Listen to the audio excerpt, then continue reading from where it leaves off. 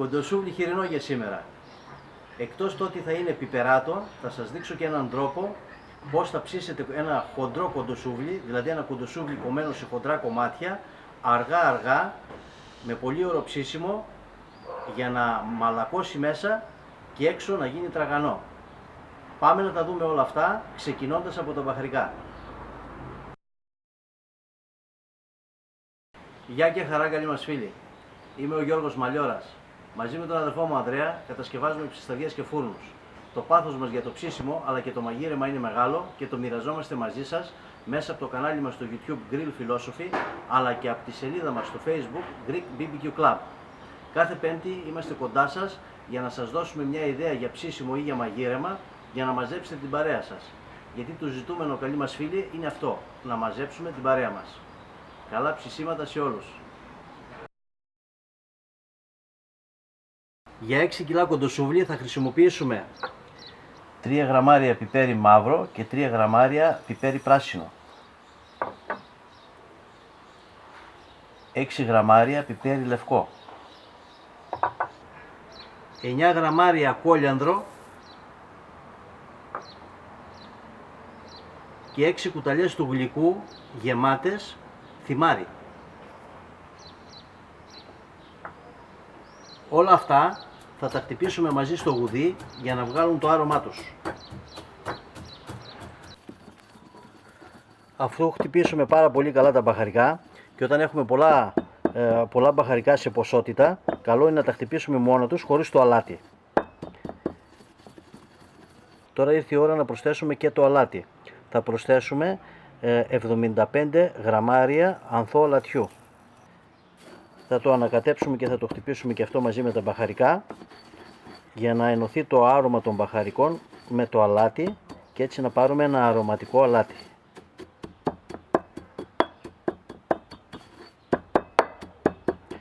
Αν δεν μπορείτε να βρείτε ανθό αλατιού ή αλάτι βράχων που χρησιμοποιώ εγώ, μπορείτε να χρησιμοποιήσετε χοντρό αλάτι. Είναι καλύτερο από το ψηλό αλάτι το ραφιναρισμένο.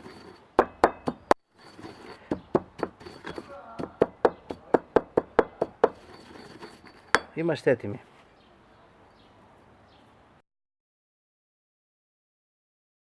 Ήρθε η ώρα για το κρέας. Το κρέας είναι από χοιρινό ελευθέρας βοσκής, είναι μικρό και θα χρησιμοποιήσω από την περιοχή του κιλότου μέχρι και όλη την εφραμιά, μέχρι δηλαδή εκεί που αρχίζουν τα πλευρά, ξεκοκαλισμένο. Θεωρώ ότι είναι το καλύτερο κομμάτι για κοντοσούβλι και θα το εμπλουτίσω και με 1 κιλό περίπου και λίγο παραπάνω πανσέτα χοιρινή από το ίδιο ζώο για να το εμπλουτίσουμε περισσότερο σε λίπος. Έχω βγάλει και το ψαρονέφρι, το οποίο αυτό θα το αφήσω χωριστά, να το ψήσουμε στις μικρές σούβλες για να το έχουμε για μεζεδάκι. Δεν θα το μαρινάρω. Όπως είπαμε, θα κάνουμε ένα χοντρό κοντοσουβλιάρα, θα κόψουμε σε μεγάλα κομμάτια. Κόβουμε πρώτα σε λωρίδες κατά μήκος και μετά θα κόψουμε σε μεγάλα κομμάτια. Τόσα περίπου.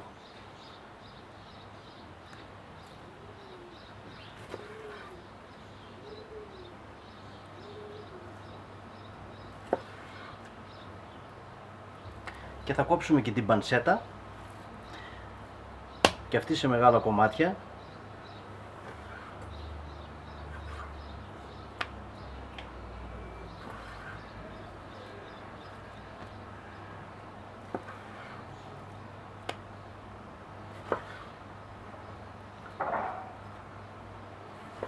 Την πανσέτα θα τη βάλουμε ενδιάμεσα, εκεί όπου δεν θα έχουμε πολύ αρκετό λίπος στο κοντοσούβλι μας.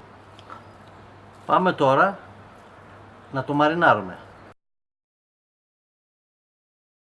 Η πρώτη μας δουλειά είναι να περιχύσουμε το κρέας με χυμό πορτοκαλιού. 300 ml για 6 κιλά κρέας περίπου.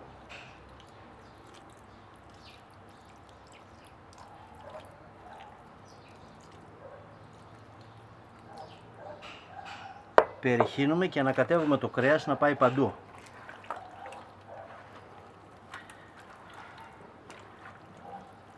Θα το αφήσουμε έτσι περίπου 20 λεπτά για να απορροφηθεί όσο το δυνατόν περισσότερο σχημός από το κρέας.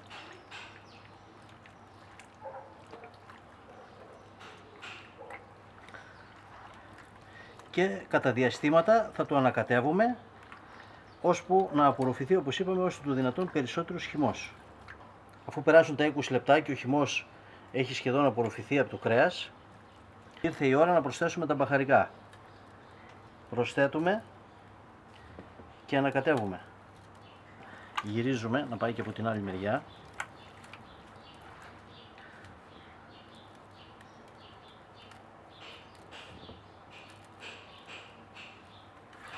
Είναι σημαντικό τα μπαχαρικά και το αλάτι να κατανεμηθούν ομοιόμορφα σε όλη τη μάζα του κρέατος.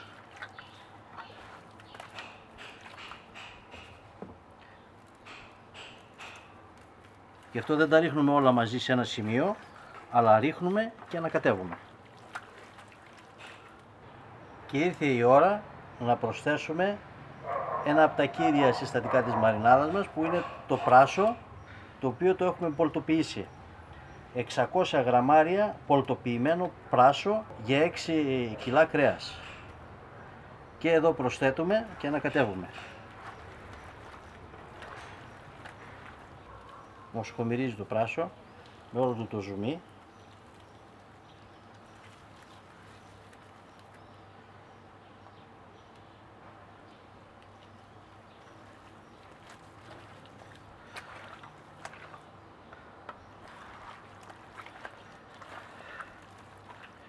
Και δεν θα μπορούσε από εδώ να λείψει το ηλιέλαιο. 250 ml ηλιέλαιο για 6 κιλά κοντοσούβλι. Δεν χρησιμοποιώ ελαιόλαδο, το έχω πει πολλές φορές, γιατί θέλω ένα λάδι το οποίο δεν θα έχει άρωμα. Θα έχει ουδέτερη γεύση και οσμή. Το μόνο που χρειάζομαι είναι τη λιπαρότητά του και την ικανότητά του να μαλακώνει το κρέας, όπως και όλα τα λάδια.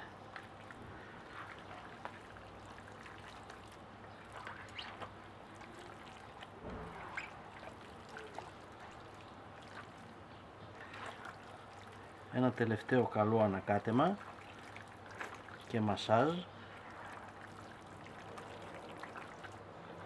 για να περάσουν πολλά από τα αρώματα, για να περάσουν τα αρώματα, τα μυρωδικά και τα υγρά της μαρινάδας πιο εύκολα μέσα στη μάζα του κρέατος.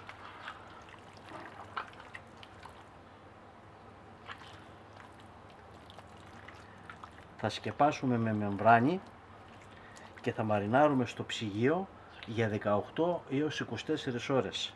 Καλύτερα 24 ώρες και παραπάνω να είναι ακόμα καλύτερα.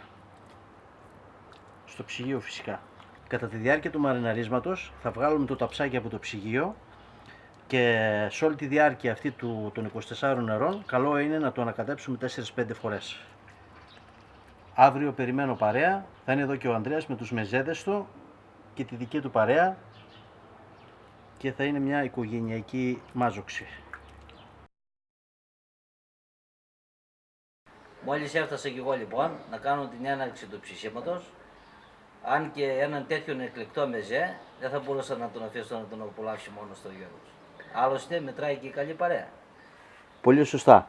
Πάμε λοιπόν να ανάψουμε τη φωτιά και την ανάβουμε όπως έχουμε δείξει σε όλα μας σχεδόν τα βίντεο, με προσάναμο που θα βάλουμε στην κορυφή, βαμβάκι με ινόπνευμα.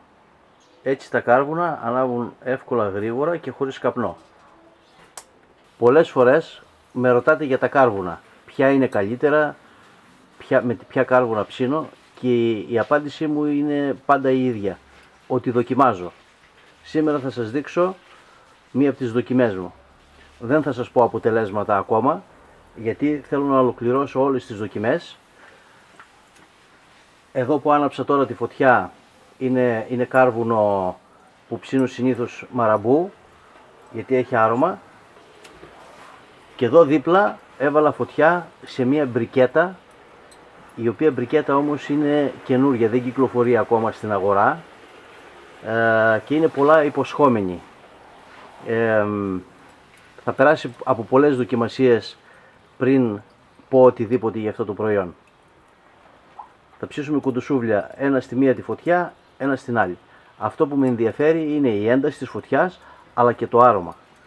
Θέλω το κάρβουνο να δίνει κάποιο άρωμα στο ψητό. Πρώτο τεστ που κάνουμε στα κάρβουνα είναι να δούμε αν ανάβουν καλά. Και από ό,τι φαίνεται η συγκεκριμένη μπρικέτα ανάβει καλά. Από ό,τι βλέπουμε σχεδόν έχει ανάψει η μπρικέτα και σε λίγο θα είμαστε έτοιμοι για να ψήσουμε εκεί. Λοιπόν, εδώ από ό,τι βλέπω έχουν ανάψει πρώτα απ' όλα. Τα σπάμε λίγο για να τα απλώσουμε. Έχει πάρα πολύ δυνατή φωτιά. Με τα βίας 3 δευτερόλεπτα αντέχει το χέρι μας.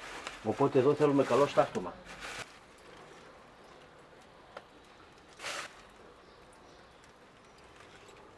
Και ξεκινάμε με το ψήσιμο να δούμε τι γίνεται. Ένα από τα κουντουσούβλια μας, τα μαριναρισμένα, και το ψαρονέφρι που το έχουμε κόψει σε κομματάκια. Άλλα 2 τέτοια θα ψήσουμε δίπλα στην άλλη φωτιά. Είμαστε έτοιμοι για να σουβλήσουμε. Καλό είναι να το βγάλετε από το ψυγείο 1-2 ώρες νωρίτερα για να πάρει θερμοκρασία περιβάλλοντος, γιατί είναι μεγάλα τα κομμάτια, και μετά πριν το σούβλισμα να τα βάλετε σε τέτοια διάταξη όπως θα είναι στη σούβλα. Εμείς ψήνουμε πάντα 2 σούβλες, μοιράζουμε το κρέας, δηλαδή αντί να το βάλουμε σε μία σούβλα το βάζουμε σε 2, για να αξιοποιούμε καλύτερα τη φωτιά που υπάρχει στη μέση. Η φωτιά μας είναι σχεδόν έτοιμη για τα κουντουσούβλια. Εν τω μεταξύ ο Ανδρέας παλεύει με τους μεζέδες του. Πιπεριά φλωρίνες, τσακώνικη μελιτζάνα, κολοκυθάκια στη σούβλα και τα 2 κουντουσούβλια που περιστρέφονται. Έτσι για το μεζεδάκι μας. Να πιούμε και κανένα τσιπουράκι.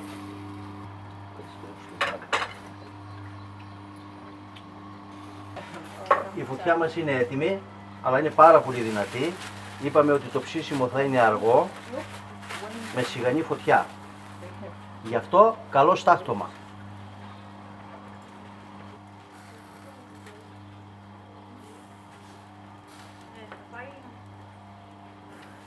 Ψήνουμε στις εξωτερικές θέσεις, έμεσα, μακριά από τη φωτιά, η οποία φωτιά είναι ούτως ή άλλως χαμηλή. Μεζέδες έχουμε, δεν βιαζόμαστε. Είπαμε αργό ψήσιμο για ένα ιδιαίτερο κουντουσούβλι, μαλακό μέσα, τραγανό θα το κάνουμε απ' έξω. Βάλαμε και εδώ δίπλα, στο άλλο κάρβουνο που συνήθως ψήνω. Βάλουμε και την πιπεριά πιο κοντά.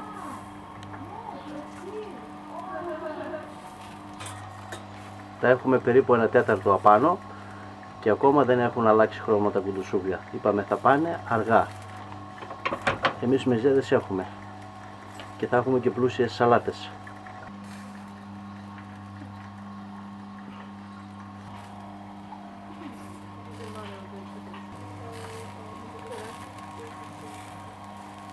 Τώρα ψήνουμε πιο μακριά από τη φωτιά.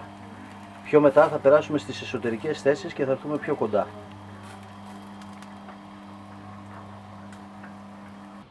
Λεμονάκι απαραίτητο και αλατο ρίγανη. Καλό αλάτι και καλή ρίγανη. Και να δοκιμάσετε, παιδιά. Να δούμε. Πάρε τη Λιάννα. Πάρτε. Πες τα πάρει. Άσο τα. That's not salted. Άσο τα Λιάννα, θα μου δοκιμάσουν τα. Oh, okay. Θα δοκιμάσουν και οι ξένοι φίλοι μας. Ωραίο. Στο χοιρινό πηγαίνει πάρα πολύ το λεμόνι. Εδώ που υπάρχει και το πράσο πάει ακόμα περισσότερο. Για να δοκιμάσουμε. Πάρτε. Πάρε. Εξαιρετικό. Σαν τσιγαρίδες μερικά. Το κάνει το.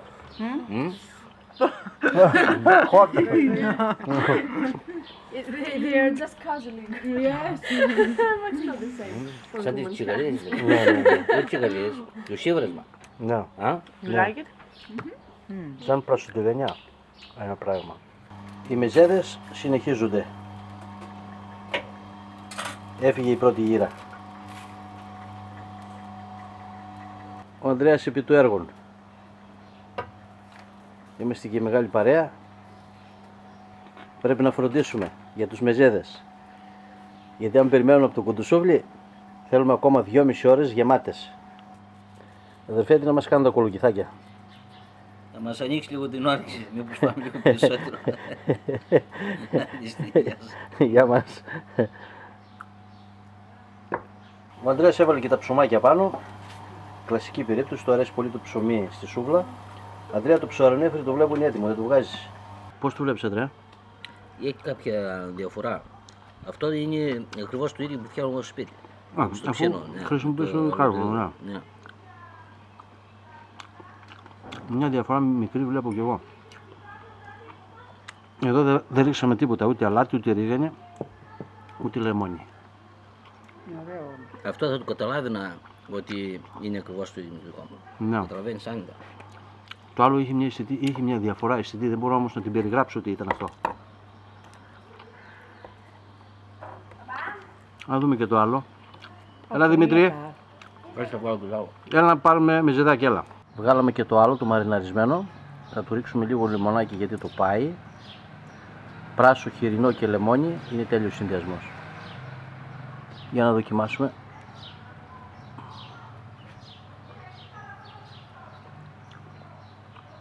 Πολύ ωραίο και αυτό. Και σε αυτό την καταλαβαίνεις τη διαφορά. Ναι. Yeah. Ναι. Μόνο που δεν μπορώ να περιγράψω τη γεύση που είχε το άλλο. Ήταν ελαφρώς καλύτερο, κάτι είχε παραπάνω. Θα το ξαναδούμε. Κατεβήκαμε μία θέση και περάσαμε στις εσωτερικές θέσεις. Τώρα ψήνουμε πιο κοντά στη φωτιά. Είναι λίγο πιο δυνατή η θερμότητα που δέχεται το ψητό μας, αλλά έχει περάσει όμως μία ώρα από τη στιγμή που το βάλαμε πάνω. Είμαστε 2 ώρες μετά την έναρξη του ψησίματος. Όπως είπαμε, πάμε αργά, θα χρειαστεί 1,5 ώρα τουλάχιστον. Θα πάρουμε και θερμοκρασίες βέβαια εσωτερικά για να δούμε τι γίνεται. Τη φωτιά δεν την έχουμε ανοίξει ακόμα, αλλά έχει αρκετή δύναμη και σταθερά. Εκπέμπει σταθερή θερμότητα. Φυσικά όταν τελειώσουμε με τις σούβλες, τις μικρές, απεμπλέκουμε τον οριζόντιο κοχλία και το βάζουμε σε θέση αναμονής για να μην γυρίζει.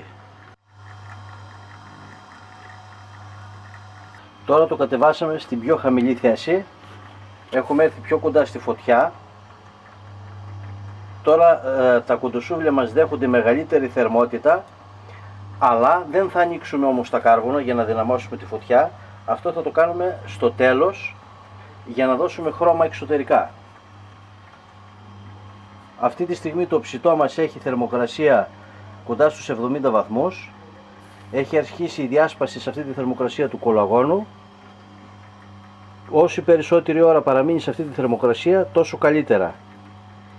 Για το τέλος λοιπόν αφήνουμε να το καραμελώσουμε εξωτερικά, να πάρει χρώμα. Η φωτιά είναι στη μέση. Οι δύο σούβλες δέχονται ομοιόμορφα τη θερμότητα από τα κάρβουνα και βρίσκονται κοντά η μία στην άλλη. Έτσι μας βολεύει να ψήσουμε το κουντουσούβλι αντί σε μία σούβλα, σε δύο, και να εκμεταλλευτούμε καλύτερα τη φωτιά. 3 ώρες ακριβώς αρχίζει και παίρνει χρώμα. Η θερμοκρασία είναι κοντά στους 80 βαθμούς και τώρα σε λίγο θα ανοίξουμε τη φωτιά. Ανοίγουμε τη φωτιά για να μας δώσουν τα κάρβουνα όλη τους τη δύναμη. Τώρα εκπέμπουν πολύ μεγάλη θερμότητα. Θα ψήσουμε έτσι για τουλάχιστον μισή ώρα ακόμα, ώσπου να πάρει χρώμα απ' έξω το ψητό μας.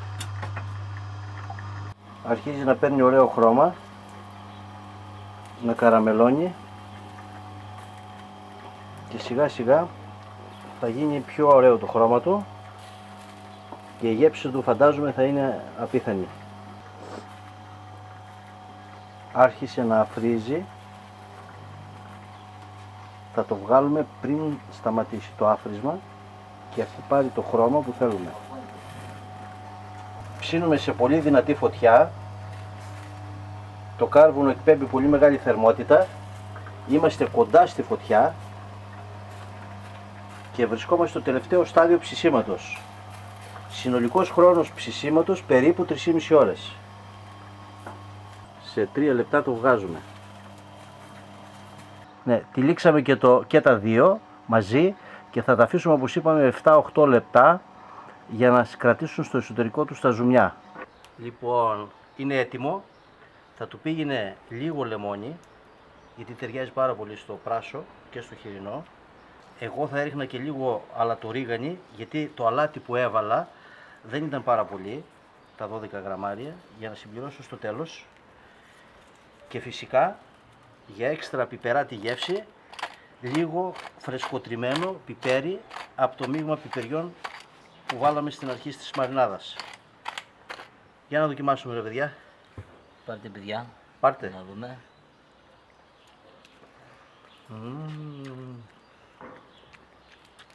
Τι λέει Δημήτρη μεγάλε? Καλό. Πολύ ωραία γεύση. Πολύ ωραία γεύση.